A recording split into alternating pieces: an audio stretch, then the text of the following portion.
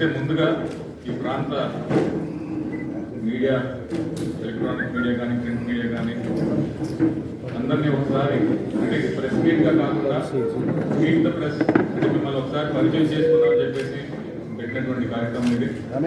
So ఇక్కడికి చేసినటువంటి ప్రతి ఒక్కరికి కూడా ధన్యవాదాలు తెలుపుతున్నాం.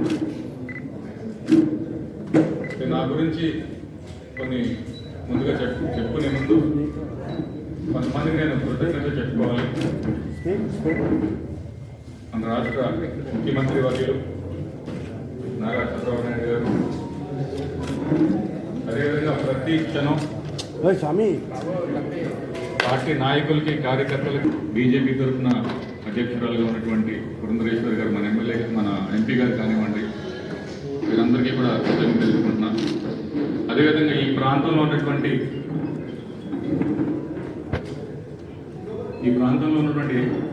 ప్రజాప్రతినిధులు, ఎమ్మెల్యేలు ఎవరైతే ఉన్నారో రాజానాథ్ బొత్తుల బలరామకృష్ణ గారు కానివ్వండి, రాజమండ్రి రూరల్ బుచ్చి చౌదరి గారు కానివ్వండి, సిటీ ఆదిరెడ్డి వాసు గారు కానివ్వండి,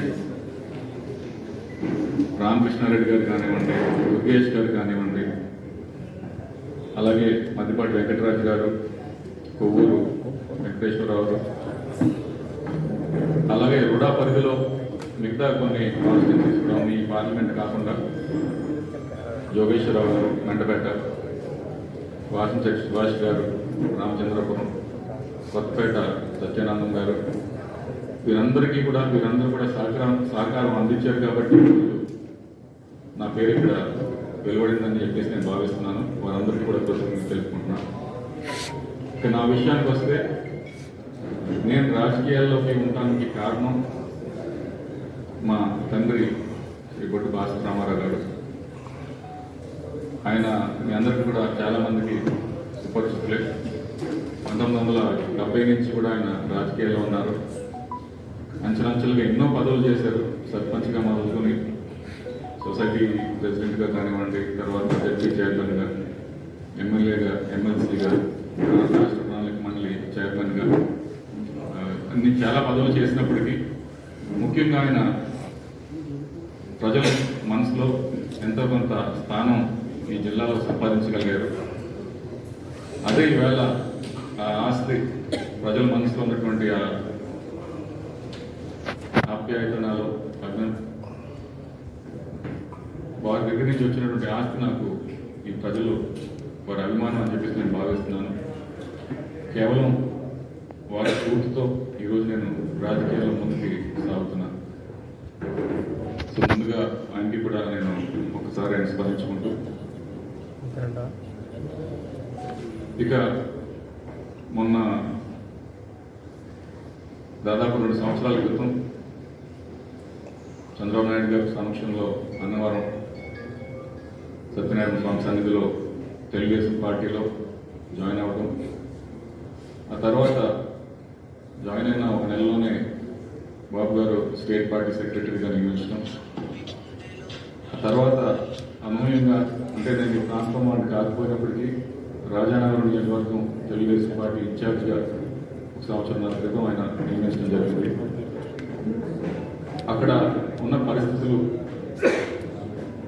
ఒక 3 వారాల్లోనే చక్కదిద్దాము అని చెప్పి ఆయన ప్రశంసించి,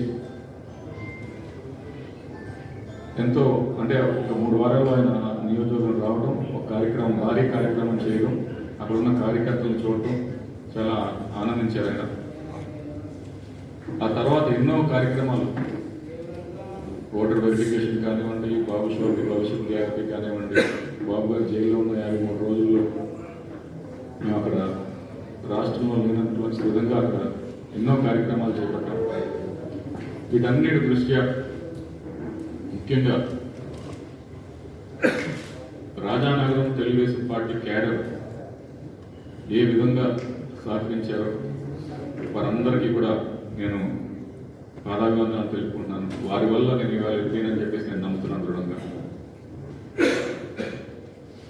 అయితే ఈరోజు అన్ని గత నేను చేసినటువంటి సేవలు కానివ్వండి, లేకపోతే నా కుటుంబం 83 నుంచి తెలుగుదేశం పార్టీ అందించినటువంటి సేవలు కానివ్వండి, వీటన్నిటి దృష్ట్యా ఈరోజు ఈ బాధ్యతలు అయితే నా మీద నాకు అప్పచెప్పారు చంద్రబాబు గారు. ఈ బాధ్యతల్ని శ్రద్ధతో చిత్తశుద్ధితో నిర్వహిస్తానని చెప్పేసి ఒక్కసారి మీడియా ద్వారా మీ అందరికీ కూడా ప్రజలందరికీ కూడా తెలియజేయదలుచుకున్నా. అంతేకాదు ఇప్పుడు ఈ మీ మీడియా సోదరులు మీరు ప్రజలకి అతి చేరువుగా ఉండి నిజమేమిటి, గ్రౌండ్ లెవెల్లో రియాలిటీ ఏంటనేది మీకు బాగా స్పష్టంగా తెలిసి మీరు గమనిస్తున్నవారు. మీ దగ్గర నుంచి, అంటే ఇది ప్రెస్ మీట్గా కాకుండా మీట్ ద ప్రెస్ అని అందుకే అంటున్నా. నేను ఇంకా ఈ బాధ్యతలు స్వీకరించలేదు, ఇంకా ఓపిక సరిగ్గా నీకు అవ్వలేదు. కానీ అంతకుముందే మిమ్మల్ని కలవడానికి కారణం ఏంటంటే మీ దగ్గర నుంచి కూడా రుడా గురించి కొంచెం విందామని. మీకు చాలా అనుభవం ఉంటుంది గ్రౌండ్ లెవెల్లో. మీ అనుభవాలు ఒకసారి విని నా నడవడిక ఎలా ఉండాలి అనేది నేను డిసైడ్ చేసుకునే విధంగా మీరు కూడా సలహా సూచనలు ఇవ్వాలని చెప్పేసి మన అందరినీ కూడా కోరుకుంటున్నాను. కాబట్టి ఇప్పుడు ఇది ముగిసిన తర్వాత ప్రతి ఒక్కరూ కూడా మీ సూచనలు సలహాలు ఇవ్వాలని చెప్పేసి కోరుకుంటున్నాను. గతంలో కూడా ఏ విధంగా పనిచేసింది, అక్కడ అవకతవకలు కానీ లేకపోతే లోటుపాట్లు ఏమున్నాయి, ఏది బాగా చేశారు, ఏది బాగా చేయలేదు అని ఒక్కసారి మీ ద్వారా కూడా విందామని చెప్పేసి ఈరోజు ఈ మీటింగ్ పెట్టడం జరిగింది. తప్పకుండా మీరంతా అంటే నిర్మోహమాటంగా బహుశా రికార్డింగ్ లేకుండా కూడా మీరు మనసు విప్పి ఒకసారి మీ అందరూ కూడా చెప్పాల్సింది కోరుకుంటున్నాను. Thank you. ఇప్పుడు ఆదివారం 24వ తారీఖు చెరుకూరి కళ్యాణ మండపంలో దాదాపు 11 గంటల నుంచి మొదలు పెట్టుకుని అక్కడ లంచ్ ప్రోగ్రామ్ కూడా పెట్టుకుని, అంటే మొత్తం ఈ నియోజకవర్గంలో ఉన్నటువంటి అదే ఈ రుడా పరిధిలో ఉన్నటువంటి ఎమ్మెల్యేలు కానివ్వండి, ఎంపీలు కానివ్వండి, పార్టీ పెద్దలు కానివ్వండి, అలాగే ఉమ్మడి గోదావరి జిల్లాలో ఉన్నటువంటి పెద్దలందరినీ కూడా పిలిచాము. వారందరూ కూడా హాజరవుతామని చెప్తున్నారు.